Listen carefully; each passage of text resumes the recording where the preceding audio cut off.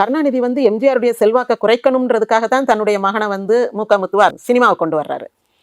அப்போ எம்ஜிஆர் அவருடைய ஷூட்டிங் ஆரம்பிக்க வைக்கும் போது சொல்றாரு, என்னுடைய பாணியில நடிக்கக்கூடாது, தனக்கென்று ஒரு சொந்த பாணி உருவாக்கிக்கிடணும், அப்பதான் நீ வெற்றி பெற முடியும்னு சொல்றாரு.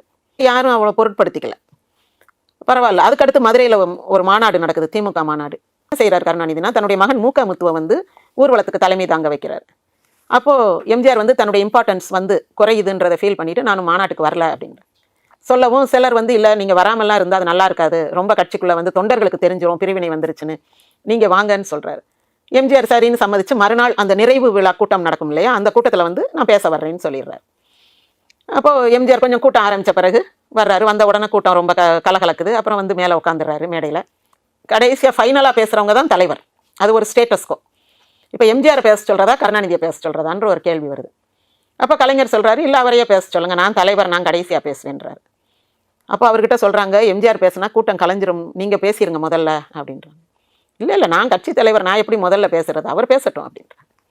எம்ஜிஆர் பேசுகிறாரு. பேசி முடிச்சுட்டு வந்து உட்காந்தோன்னா கூட்டம் அது பாட்டுக்கு எந்திரிச்சு கரகரன்ட்டு ஓடுது. இவர் எந்திரிச்சு வந்து நின்று மைக்கு முன்னாடி பேசுகிறாரு. ஆட்கள் உட்காந்து கேட்க மாட்டேன்றாங்க. கூட்டம் கலையுது.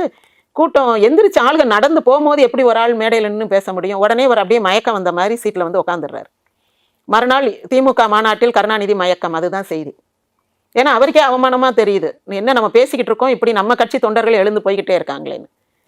ஐயா பெரியவரே, இந்த சலசலப்புக்கெல்லாம் நான் பயப்பட மாட்டேன். என் மேல ஒரு சிறு துரும்பு போட்டாலும் விளைவு என்ன ஆகும் தெரியுமா?